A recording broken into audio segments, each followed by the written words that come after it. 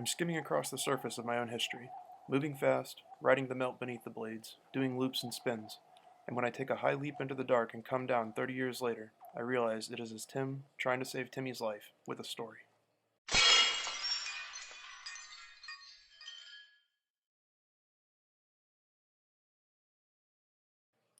Oral history is a vehicle that can save the lives of the past.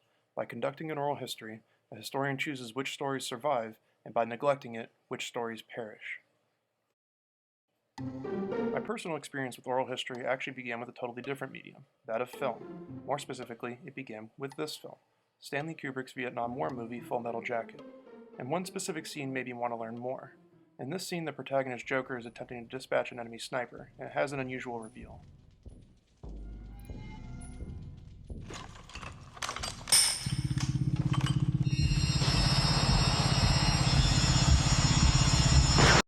I thought to myself, who is this young woman? How did she get to the point where she was attacking American Marines in a blasted up building in Hue? Luckily for me, historical scholars were ready for my questions. One such scholar is Sandra Taylor, who engages in oral history to tell a rich story in Vietnamese women at war. She details the struggles the Vietnamese people faced before American involvement in Vietnam and what role women played in the war.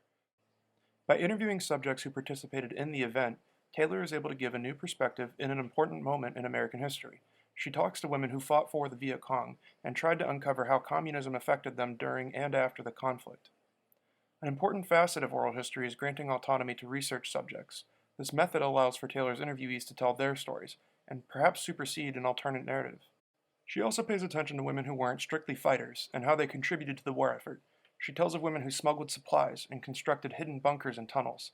She quotes a village woman using a pseudonym as retelling this story. I dug a hole under the pig pen and another beneath the drainage channel in the fruit tree. When the enemy attacked, I would make animal sounds to alert party members to go underground and move from one hole to another with the connecting tunnels. One man was a high party official. No one but my husband and I knew he was there. Neither the ARVN nor the Americans ever found it. Oral history has allowed Sandra Taylor to preserve the stories of women who Western audiences would likely have never heard from, but alone she is only telling a small, isolated piece of a greater narrative. If we think of women in combat as a research subject, we can identify Taylor as only one piece of a larger picture. Svetlana Alexievich isn't a historian, but a journalist. However, that doesn't mean historians can't learn anything from her. I would argue that anyone can train themselves to learn how to conduct an oral interview, and by preserving that interview, they leave a source for historians to use in years to come. Alexievich as a journalist is perhaps better suited for conducting interviews, but it's important for a scholar to remember that a journalist's objective is different from what their own discipline might be.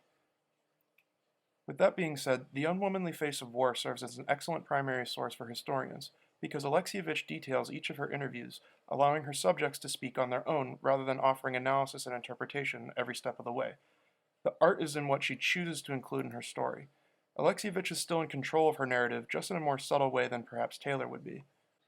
When people think of women serving in the Soviet Army during World War II, most jump to the presence of women serving as snipers. Alexievich shows readers the many different roles that women served in. The Night Witches, for instance, were a group of women pilots who would cut their engines over bombing targets in order to launch stealth assaults on installations in cities at nighttime. While women were typically pushed away from serving in rifle divisions, nothing could be done to stop women from joining partisan units attacking German supply lines and protecting their homes. On the ground, too, women served as tankers, piloting a wide array of combat vehicles such as the T-34 tank. Women such as Alexandra Sumasenko represent a niche of combat servicewomen that most of the world likely didn't know existed. But here's the problem with Samasenko, and the challenge she represents to oral historians. She was killed in action in 1945, as the Soviet Red Army was pushing through Poland toward Berlin. She represents the sometimes short clock that historians and journalists have to create their interview and seal a story in history. Samasenko represents pressure on historians to be mindful of the modern world around them, and to not simply trust in others to record important recollections. Alexievich works with what she has, and manages to preserve many stories that are relevant today. And like Taylor, not all of her stories are about fighting directly. She also gets at ideas of PTSD and the struggle that women soldiers faced in getting treatment in the post-war era. I became better in the war, unquestionably. I became better as a human being, because in war there is a lot of suffering. I saw a lot of suffering, and I suffered a lot myself. There, what's most important in life is immediately swept aside. It's superfluous. but the war took its revenge on us. We can hear that Alexievich tapped into an emotional story, and that story would be lost to us today if she had just sat idle. And even when done, work like Alexievich's doesn't just sit, it can inspire. We have a generation now where Soviet women under arms are becoming increasingly visible. For example, there is a comic book in development written and drawn by Kiro Kume, which uses Alexievich as source material. In Relic's 2013 strategy game, Company of Heroes, a player using the Soviet army can recruit snipers and tankers, which have a random chance to be voice acted by either men or women.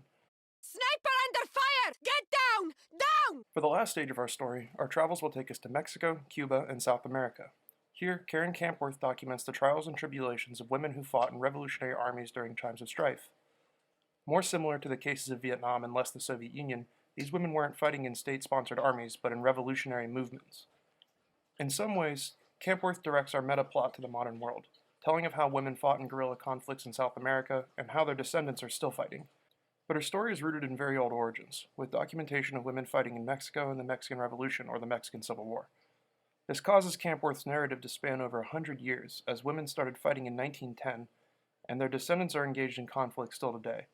Examining the photographs of some of her subjects, we can see from the photo quality, style of dress, and the arms women carried that her story is a multi-generational one, and telling it in one book will likely be impossible. Kampworth also doesn't just interview women for historical material. She interviews men to try to see how women were perceived, and not just what women did and what women remembered. She quotes a Zapatista revolutionary who at the time, and even today, is really only known as Sub-Commander Marcos. She came to the mountains of the Lacandan jungle in December 1984, not yet 20 years of age, and yet carrying the marks of a whole history of indigenous humiliation on her body. In December 1984, this brown woman says, "Enough is enough," but she says it so softly that she only hears herself. In January 1994, this woman and several thousand indigenous people not only say, but shout, "Enough is enough," so loudly that the whole world hears them. But Kampworth isn't isolated from Taylor or Alexievich. Nothing happens in a vacuum. By reading just our three selections, we can see a story beginning to form larger than just women with guns fighting. In this story, we've seen mostly communist revolutions being the spark that sends these women at conflict, and there's a relationship there that can be digested. Similarly, many of these women were religious, but conservative religious beliefs often restricted a woman's ability to openly fight. There are many conversations that a historian could unveil using just these three books. With so little reading, we have spanned 3 continents and languages uncounted. It's clear that oral history can lift a lot of weight. Adding your own contribution is intimidating, but it is rewarding. Oral history is something you can practice and learn to do. There are a plethora of guides online that give good boundaries and strategies, a baseline for questions to ask potential subjects. The 2 that I like the most are the Oral History Association and the Smithsonian Folklife and Oral History Interviewing Guide. The story discussed here today is just one, and it isn't finished. There are women fighting essentially all over the world, such as Kurds in the Middle East, and women in Zimbabwe protecting their homes. If you want to get more historical, exploring women who fought in the Spanish Civil War is another potential avenue to add up to the conversation being brought up today. But you don't have to go out and fly somewhere expensive and learn a new language just to try to save a story. There are plenty of stories here, with us. Start with your parents or grandparents.